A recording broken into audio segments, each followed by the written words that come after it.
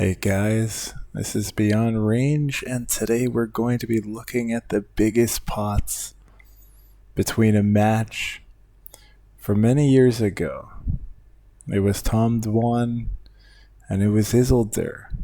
And if you remember, Tom Dwan was the best heads up no limit player at the time.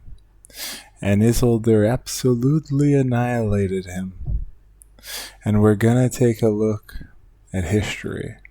We're going to take a look at some of the hands and see what actually occurred. These are the biggest pots, so let's get into it.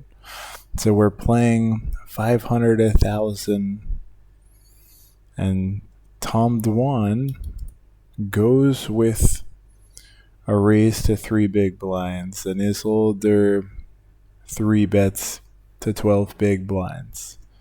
Tom Dwan goes with a relatively small 4-bet given the stack depth.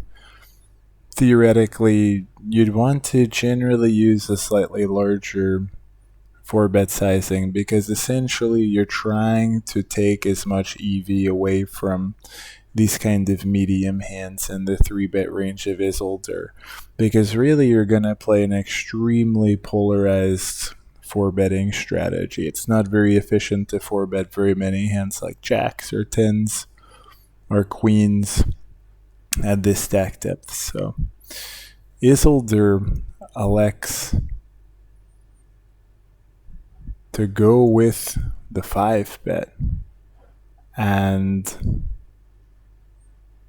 at this point what's happening is you're playing a very interesting game where in Tom Dwan's position, he could have a fair amount of 4-bet bluffs in this spot, right? He could have some 4-bets with hands like ace-king, with aces, kings, queens, depending on how aggressive the dynamic is pre-flop. And he can also have various 4-bet bluffs because he might assume that Isildur is not going to 5-bet bluff that often, and he might be able to realize equity very efficiently. And Isildur might assume that Dwan assumes that, and he might 5-bet bluff.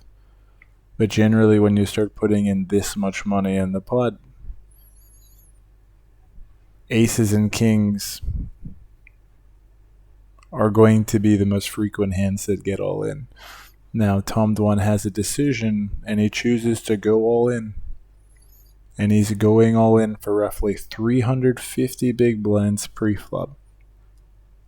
It's very unlikely that he has a hand like pocket queens, or pocket jacks, or pocket tens. The tens and jacks probably don't 4-bet, and the queens likely would call the 5-bet. And ace-king likely would call the 5-bet. It might shove all in as well. So a lot of times you're just going to see aces and kings. And Isildur goes with the call. So this is a roughly $700,000 pot. And to put this in perspective, some of the toughest games in the world that are being played right now are at 5,100. And historically, people like OTB Red Baron, Kadia 18, True Teller, Linus Love, a lot of these big names, Limitless, Stefan, so many more. These people actually were playing a huge amount of volume at 2550. And these stakes are 20 times higher than that. So these are extremely large pots. And then these people are also playing heads up 350 big blinds deep. So they get all in. And Tom Dwan has ace-king suited, which makes a lot of sense. Extremely good blockers. Extremely reasonable hand to try to counter an aggressive 5-betting strategy of Isildur. Very nice. And Isildur this time shows up with the pocket aces, which of course is also expected. Isildur 5-bet and he called the 6-bet. We go to the next hand again, and Tom Dwan raises to 3,000. Isildur goes with another 3-bet. And we'll see what the action is. Tom Dwan goes with the call. And the board is King 7-6. And Isildur can 3-bet some hands like King 7, King 6 suited. Tom Dwan is mostly going to be folding a lot of the King 7 offsuit, King 6 offsuit, but there are going to be a lot of turn cards that shift the value of a hand like Ace King, a hand like Pocket Aces, a hand like King Queen for Isildur. There are going to be a lot of cards where straights come in, and it can affect the frequency at which out of position is betting because he essentially has the advantage in the top end King X overpair, etc. Queens, Jacks, 10s region. We'll see what Isildur does. He uses a very large bet sizing, almost 2/3 pot, and Tom Dwan goes with the call. So we're about 300 big blinds deep on the flop, and the SPR is a little bit more than 10.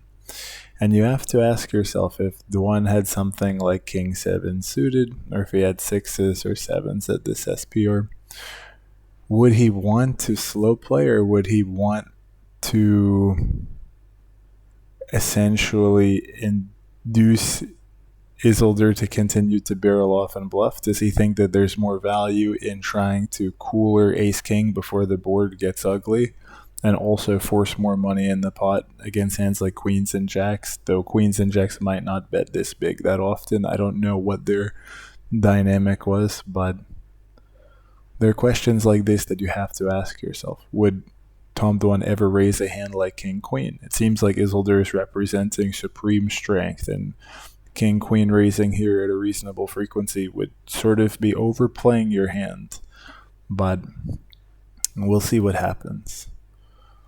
The turn is the 4 of spades, which is a pretty interesting card if you think about it, because there aren't very many 2 pairs that are turning on the 4. There is King 4, there is 7 4, there is basically 6-4, but hands like King Queen, King Jack, King 10, maybe even King 9 offsuit, Tom Dwan might call pre-flop against the 3-bet.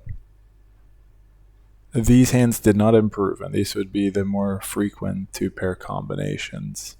There are some straights that get in there, like 5-3 suited, 5-8 suited, but there's also a lot of hands like 10-9. There's also a lot of hands like 10-8, 8-9. There are a lot of sort of draws, but we'll see what Isildur wants to do, because it doesn't look like Tom Dwan's range is going to have a lot of folds. Of course, he can end up finding folds with a variety of hands like Ace-Jack that floated the flop, Ace-10, maybe Queen-Jack, backdoor flush draw, etc. But it's not that easy for Dwan to find many folds. And Isildur makes a pretty small bet on the turn, which is kind of peculiar, because if he continues barreling on this turn, you would expect him to basically say, hey, I have essentially King X or better, and probably a good king at the minimum. And it's an okay bet sizing, but generally you'd want to put more pressure on the weaker King X, and also you'd want to put more pressure on the weaker pair plus draws and this sort of thing, given that a lot of your range would be aces, a lot of your range would be kings, ace king, etc. A lot of the kings could check as well, but maybe Dwan will read into this. Tom Dwan actually goes with the all-in, which I'm just trying to like think about the logic of this. Like, if I was Tom Dwan and I had 8-5, would I actually shove all in? Would I really jam the turn if I had the nuts? Or would I make a smaller raise? Or would I call?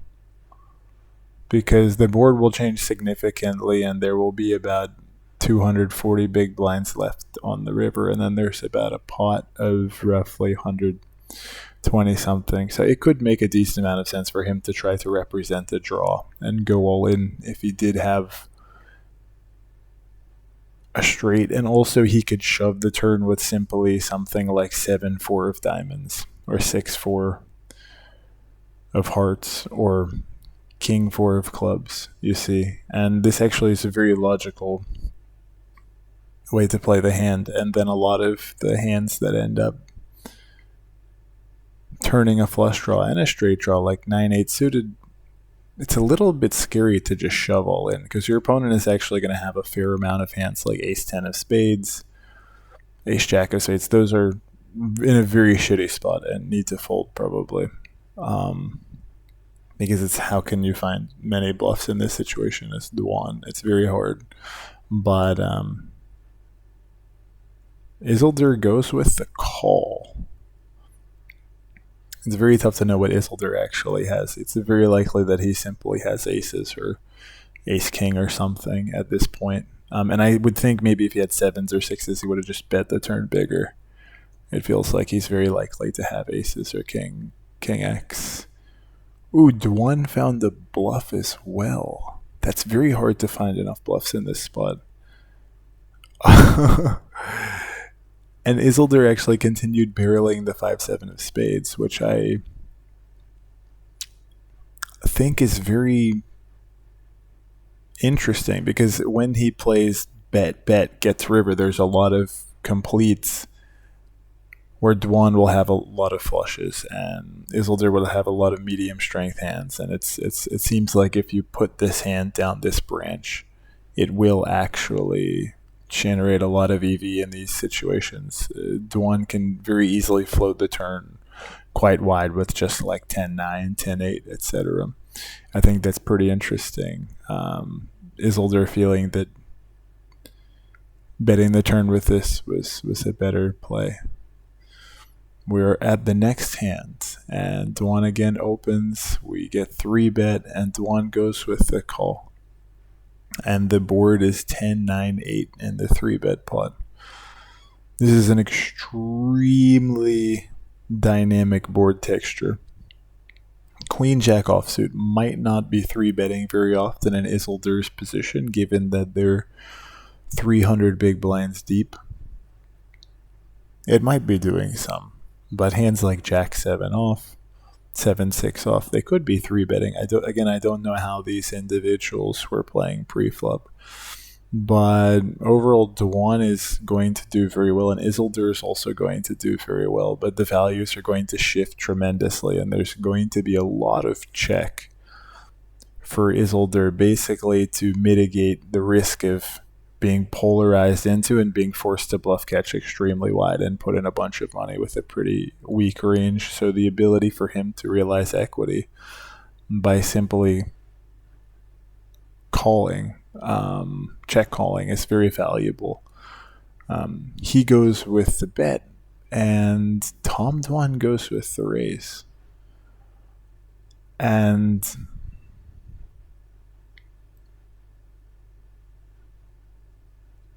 I'm not saying it's impossible to find bluffs here, but it's extremely scary if you're Victor Blum, because essentially you're betting 15k here and you're saying, hey, I have some aces, some kings, some queens, some jacks, some, maybe like straight draws, some strong 10x, whatever, but you don't really want to inflate the pot. He gets re-raised to 177, and the one goes all in. So it's very likely that either one of them has a flush draw, like with a straight draw, or they have like a nut flush draw, or they have a straight or a set, or potentially Isildur has like jacks, but he could just call the race as well. That would feel pretty dicey. So Dwan has ace-9 of spades, and Isildur had a straight, and he takes it home. These pots are absolutely humongous. And Tom Dwan goes with the RFI again. He gets 3-bet, and he's going with the call. The board is queen 10 deuce, and Isildur again bets quite large. He could have some 10x in his c-bet range, but mostly he's saying, hey, I have aces, kings, queens, some decent queen x as well. Maybe not even like queen 8 suited, queen 9 suited, but but he also could just be doing it with like king 10, ace 10, jacks occasionally. He can have ace king, ace jack. He gets called, and the turn is an 8 of spades. And the 8 is kind of inconsequential. There's not very many offsuit 8x that create 2 pair. There is Jack 9, which is a straight, but Tom Dwan could be calling Jack 9 offsuit for sure. I just don't know how wide they actually are calling pre-flop. Ooh. And Isildur bets the turn and he gets shoved on again. And, you wouldn't expect Tom Dwan to ever shove here with obviously ace-queen or king-queen. It's very much overplaying his hand. So when he's going all in, he's essentially saying, I have Jack 9, I have 10-8, I have pocket 8s, I have queen 8, I have a slow played hand, which is unlikely to slow play the flop. I think the way that the board will change and the aggressive dynamics, I would have expected him to stick more money in if he flopped something like queen 10 or deuces or 10s. However, there's an insane amount of spades here, and there's a lot of potential bluffs. And when Dwan goes all in, it's actually not that hard to make Isildur fold a lot, because Isildur can be barreling quite a few hands that will bet fold, like a lot of different. Also, you can have a lot of bet calls and air. Honestly, this is kind of a little bit of a crazy spot that I'm confused about. And Isildur goes with the call, and we'll see what happens. Tom Dwan had 8 deuce, so he had the turn 2 pair, and he's so he's calling with 8 deuce suited. So if he's calling with 8 deuce suited, he probably has Jack 9 offsuit as well. Very interesting. Again, RFI 3-bet call. The 10-8-3. Isildur this time goes with the check, and is check to Dwan, and Dwan stabs roughly 2/3, a little bit less. And Isildur goes with the check call. So Isildur is essentially saying that he has something like a weak 10, pocket 9s, 8x, maybe he has like 7s to 4s, ace 3. He could have 5-3 suited, he could have ace king, ace queen, he could have like king queen of diamonds, various spades. There's a lot of different hands he could have, but it often seemed like Isildur was trying to fast play a lot of draws, so I would expect a lot more medium hands and maybe a few, less draws and maybe less overcard check calls as well. Now, apparently he was time banking in this spot, and he went with a turn raise. And at this point, essentially, he's saying, hey, Dwan,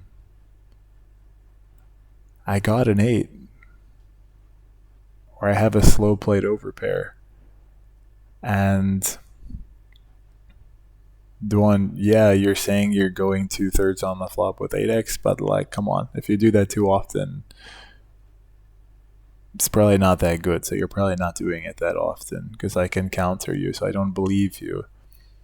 And Dwan is kind of like, yeah, I know you can have some 8x, but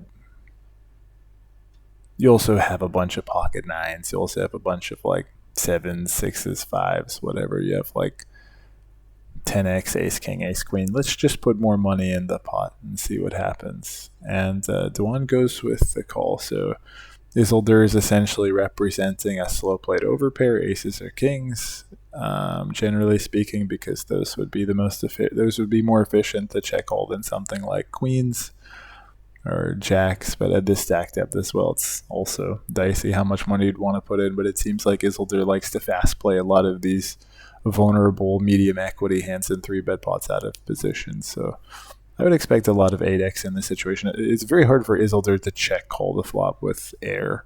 And in terms of his bluffing region, you're looking at something like queen jack, jack 9, 6-7. But just based on watching a lot of Isildur, though he always surprises me, and obviously they're leveling in the moment and playing differently, but based on my experience, Isildur does front door a lot of these kind of hands, and it's extremely credible, Isildur's line. And he goes all in. Again, he's representing this sort of 8x, aces, kings, maybe pocket 10s, but I don't think 10s would raise the turn. I think it would, if it was slow playing flop, it would just call. And he shows the 9-8, and Tom Dwan shows the 10-4. And he gets him with the flush. And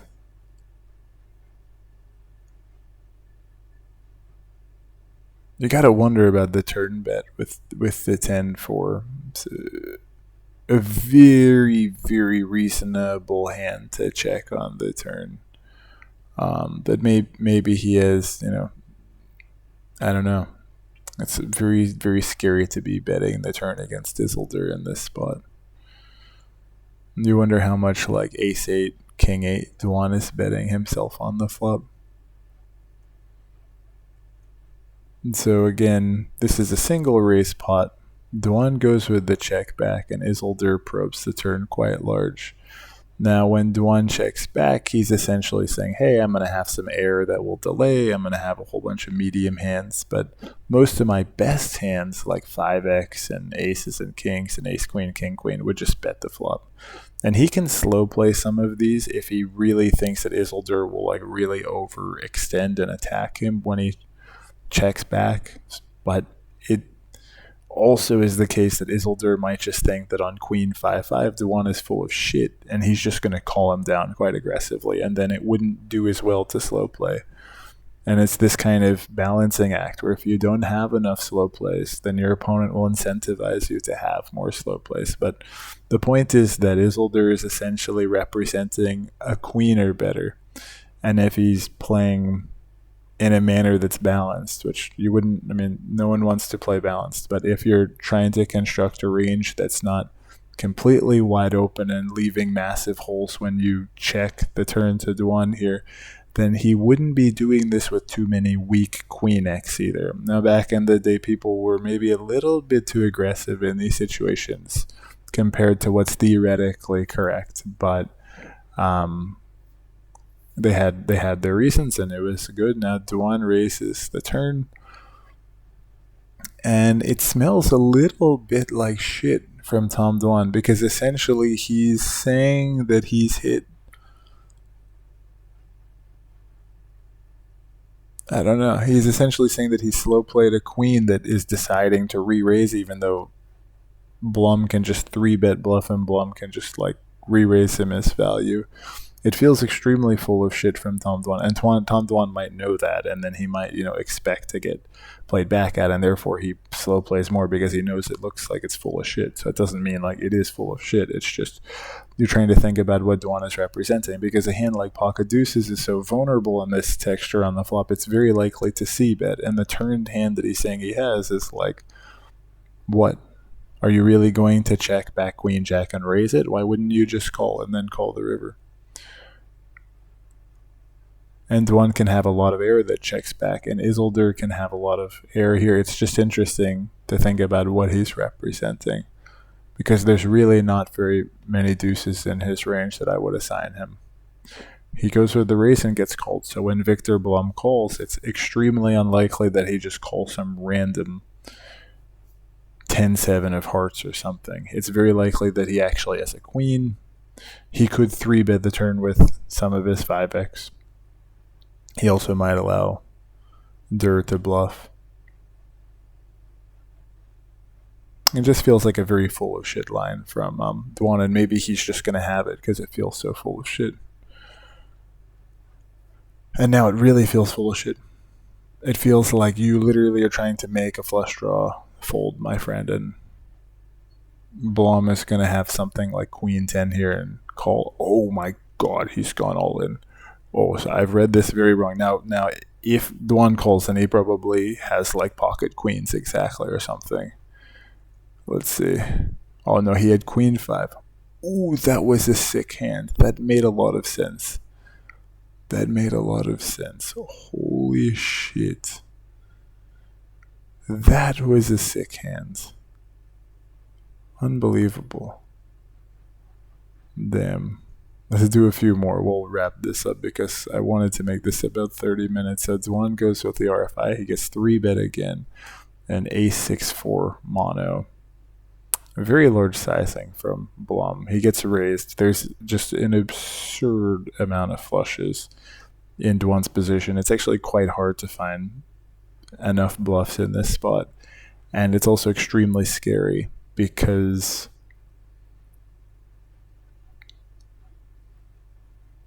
there's so many bet calls for Victor Blum. It's also scary for Blum if he's just deciding to bet like ace queen without a heart or whatever. And a lot of his ace queen are not going to be that. He gets 3-bet on the flop. And what incentive would Blum have to actually bluff here, right? Because Dwan's range is actually quite strong. And if Blum did have a hand like naked king of heart jack X, for instance, he could easily call. But when he sticks in the re-raise, you're kind of just forcing in a shit ton of money against something like 9-8 of hearts. And honestly, Dwan might just fast play like a ton of strong hands here. And he's likely to have, he might even over fast play a bunch of like pocket sixes, fours, ace six, ace four. This is quite terrifying terrifying to bluff. So it seems like it could definitely be under bluffed in Blum's position. Ace king with the king of hearts seems quite aggressive. It seems extremely aggressive here. And I mean, if you're doing that, then any freaking flush draw, I don't think that's a very efficient way to play the hand, to be honest. And I don't think that putting in a bunch of money, I think you're kind of putting in too much money here. And there's just an insane amount of flushes if Dwan is calling like 8 deuce suited, like, and then he's just going to fast play it because you're going to stick in ace king, especially with the king of hearts. I'm not a very big fan of this whatsoever because you're actually forcing him to fold bluffs, and I don't think Dwan expects you to actually find many folds in this spot. I don't think this is a very well played hand. Dwan goes with the 3-bet this time, and he goes with quite a large continuation bet on the 10-6-7.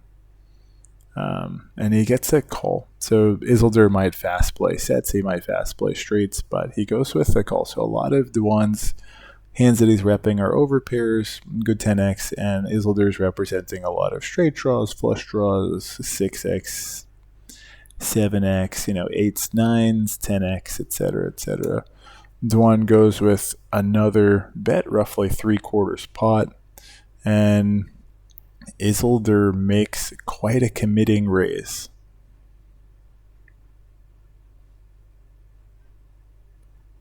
That's such an interesting raise sizing as well. Because he really could be like freaking sick man and like actually like find a bluff raise here and fold, which I don't think he's doing. Like, but it would just be pretty sick. But the thing is Dwan's range, he is going to kind of have to make a decision here though on the turn, but it's just interesting. I don't really understand this very well. I haven't thought about this much, but it's super interesting. Essentially, Isildur is saying that, hey, I hit queen 6, I hit queen 7, I hit queen 10, and yeah. And then in terms of the bluffs that he can have some bluffs, but I think a lot of the bluffs that he would have are just hands that want to call. Unless he just wants to pile a shit ton of money in with like ace 9 of diamonds, which would just be such a good call. Like, it seems quite scary if I'm Tom Dwan and I'm sitting here with like a king queen or something. I'm pretty fucking terrified. Tom Dwan calls. He doesn't go all in, and then he checks the river, and Isildur ships it, and Dwan goes with the call. Isildur has king 9.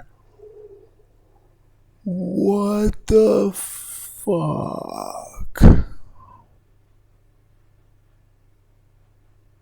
What? That is crazy. You are going to have so many bluffs if you're just using king 9.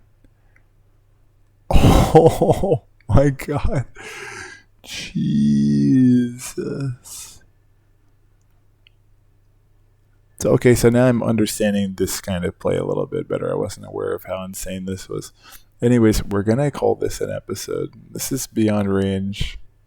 I love you guys, and I'll see you next time.